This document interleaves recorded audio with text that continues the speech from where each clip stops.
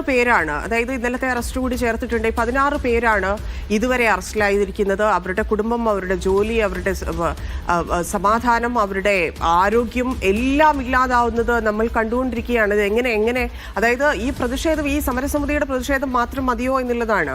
ഇവിടെ രാഷ്ട്രീയ പാർട്ടികളുടെ ഇപ്പൊ അവർ പറയുന്നുണ്ട് അവർക്ക് പ്രത്യേകിച്ച് രാഷ്ട്രീയമില്ല, അവരുടെ ജീവിത പ്രശ്നമാണ്, അവർക്ക് മുന്നോട്ട് പോകാൻ കഴിയാത്ത സാഹചര്യമാണ് എന്നൊക്കെ ആ നാട്ടുകാർ പറയുന്നുണ്ടെങ്കിൽ അതിനപ്പുറത്തേക്ക് വലിയ പ്രക്ഷോഭം നടക്കണ്ടേ? ഒരു മനുഷ്യരെ ഒരു നാട്ടിൽ നിന്ന് ഇത്രയധികം ആൾക്കാർക്ക് ജീവിക്കാൻ കഴിയാത്ത സാഹചര്യത്തിലേക്ക് എന്താക്കുന്നുണ്ടെങ്കിൽ അത് ഏത് സിസ്റ്റം ആണെങ്കിലും അത് ചോദ്യം ചെയ്യണ്ടേ? അത് അത്രയ്ക്ക് സ്ട്രോങ് ആയിട്ട് ചെയ്യുന്നുണ്ടോ എന്നുള്ളതാണ്. തീർച്ചയായും ഞങ്ങൾക്ക് എന്തൊരു കാര്യം പറയാം, ഈ കാര്യത്തിൽ ഞങ്ങൾക്ക് രാഷ്ട്രീയമില്ല. സർക്കാരിനെതിരെ ഞങ്ങൾക്ക് ഒരുപാട് ആ കാര്യങ്ങളിൽ വിയോജനമുണ്ട്. പക്ഷെ ഇവിടെ സർക്കാരിനെതിരെയുള്ള വിയോജനമില്ല.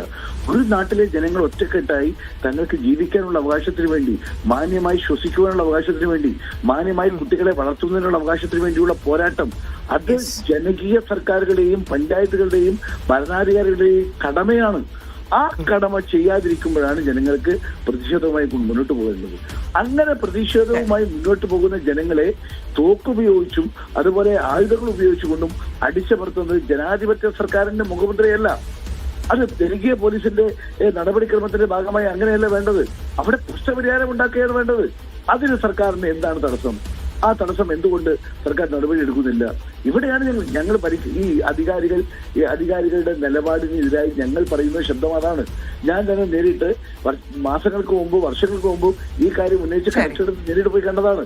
അപ്പൊ കളക്ടർ ഉൾപ്പെടെയുള്ള ആളുകൾ നോക്കുകുത്തികളായി നിൽക്കുന്നു എന്ന് പറഞ്ഞാൽ ഈ പാവപ്പെട്ട, ഈ പ്രയാസം അനുഭവിക്കുന്ന കുട്ടികൾക്ക് സ്കൂളിൽ പോലും പറ്റാത്ത, നോക്കുകുത്തിയെന്ന് മാത്രമല്ല ശ്രീ PM നിയാസ്, അവർക്ക് പ്രതിഷേധിക്കാനുള്ള റൈറ്റ് പോലും ഇല്ലാതാക്കുന്നു എന്നുള്ളതാണ്. നിരോധനാജ്ഞ പ്രഖ്യാപിച്ച് അവർക്ക് അവരുടെ ജീവിതം പറയാനുള്ള റൈറ്റ് പോലും നിഷേധിക്കപ്പെടുന്നു എന്നുള്ളതാണ് ഈ പ്രശ്നം മാത്രം എടുത്തു നോക്കുമ്പോൾ സംഭവിച്ചുകൊണ്ടിരിക്കുന്നത്.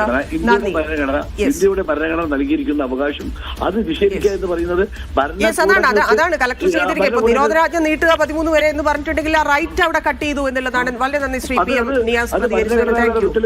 അനീസ് അലി വീണ്ടും ചേരുന്നുണ്ട്. അനീസ, ഇതാണ് നിരോധനാജ്ഞ കളക്ടർ നീട്ടിയത് നമ്മൾ കണ്ടു. പക്ഷേ സമരവുമായി മുന്നോട്ട് പോകുമെന്ന് സമരസമിതി ഉറച്ചു പറയുന്നു. അടുത്ത മനുഷ്യരെ നമ്മൾ കണ്ടതാണ്. പോലീസിനാലും ഈ ദുർഗന്ധത്തിലും ജീവിച്ചുകൊണ്ടിരിക്കുന്ന മനുഷ്യർക്കിടയിലേക്ക് പോലീസും എത്രത്തോളം നരനായാട്ട് നടത്തി എന്നൊക്കെയുള്ള കാര്യങ്ങൾ നമ്മൾ കഴിഞ്ഞ സമരത്തോടുകൂടി കണ്ടതാണ്. പക്ഷേ അവർക്ക് മടിയില്ല, അവർ വീണ്ടും ഇറങ്ങാം എന്ന് പറഞ്ഞു നിൽക്കുന്ന സാഹചര്യമാണ്. പോലീസ് അതെങ്ങനെ കഴിഞ്ഞ തവണത്തെ ഇതുപോലെ അത്ര വലിയ സംഘർഷത്തിലേക്ക് കാര്യങ്ങൾ പോകാൻ സാധ്യതയുണ്ട്? എത്രത്തോളം പോലീസുകാരെയാണ് അവിടെ വിന്യസിക്കുന്നത്? എന്താണ് സമരക്കാരുടെ നിലപാട്? തന്നെ രണ്ട് കാര്യങ്ങളാണ് പ്രധാനമായും ഉള്ളത്. ഒന്നാമത്തെ കാര്യം എന്ന് പറഞ്ഞാൽ കഴിഞ്ഞ 6 വർഷമായി ഈ മനുഷ്യർക്ക് ശുദ്ധവായുവും ശുദ്ധജലവും ലഭിക്കാത്തത് കൊണ്ട് പ്രയാസത്തിലായിരുന്നു, ജീവിക്കാൻ കഴിയാതെ. നമ്മൾ പലതവണ പറഞ്ഞതാണ്, ഭക്ഷണം കഴിക്കുന്ന സമയത്തൊക്കെ അടുപ്പിലേക്ക് അവർ ഉണക്കമീനിട്ട് അതിന്റെ മണം വരുമ്പോഴൊക്കെ ഭക്ഷണം കഴിക്കുക എന്ന് പറഞ്ഞാൽ ഗതികേട് അത്രയും അങ്ങേ അറ്റമാണ്. ഇപ്പോഴത്തെ ഒരു പ്രശ്നം എന്ന് പറയുന്നത് ഈ പ്രദേശത്തെ 100-300ഓളം ആൾക്കാർക്കെതിരെ പോലീസ് കേസെടുത്തിരിക്കുകയാണ്. ഇവരൊക്കെ ഒളിവിലാണ്, കഴിഞ്ഞ കുറെ ദിവസങ്ങളായി ഒളിവിലാണ്. ഈ വീടുകളിലൊക്കെ അത്യാവശ്യ സാധനങ്ങൾ വേണ്ട ആളുകളുണ്ട്, മരുന്ന് വാങ്ങാൻ ഇങ്ങനെയുള്ള ആളുകളൊന്നും ഇല്ലാതെ പലപ്പോഴും രോഗികളായ സ്ത്രീകളൊക്കെയാണ് വീട്ടിലുള്ളത്. ഈ ആളുകളുടെ കുടുംബം ഇപ്പോൾ പട്ടിണിയിലേക്ക് നീങ്ങുന്ന ഒരു സാഹചര്യം കൂടിയുണ്ട്. ഇങ്ങനെ പലതരത്തിൽ പ്രയാസം അനുഭവിക്കുന്നതിനിടയിലാണ് ഇപ്പോൾ നിയമപരമായി കൊണ്ട് തന്നെ ഹൈക്കോടതിയിൽ നിന്ന് ഫ്രഷ് കട്ടിന് അനുകൂലമായ ഒരു ഉത്തരവ് ലഭിക്കുന്നത്. ഇവർ പറയുന്നത് ഹൈക്കോടതിയോടല്ല തങ്ങളുടെ വിയോജിപ്പ്, മറിച്ച് ഹൈക്കോടതി ഇങ്ങനൊരു ഉത്തരവിറക്കുന്നത് ഇവിടെ നിന്ന് മലിനീകരണ നിയന്ത്രണ ബോർഡ് അതുപോലെ അധികാരികൾ നൽകുന്ന റിപ്പോർട്ട് അനുസരിച്ചാണ്. അതുകൊണ്ട് തങ്ങൾ ഇനി എവിടെ പോകും? തങ്ങൾക്ക് ആശ്രയിക്കാനുള്ള, പരാതി പറയാനുള്ള എല്ലാ സംവിധാനങ്ങളും തങ്ങൾക്കെതിരെ ഇപ്പോൾ കോടതി വിധി പോലും ഫ്രഷ് കട്ടിന് അനുകൂലമായിരിക്കുന്ന സാഹചര്യത്തിൽ എന്ത് നടക്കും, ഇനി എങ്ങനെ ജീവിക്കും എന്നൊക്കെ ചോദിക്കുന്ന മനുഷ്യരെയാണ് നമ്മൾ അവിടെ കണ്ടുകൊണ്ടിരിക്കുന്നത്.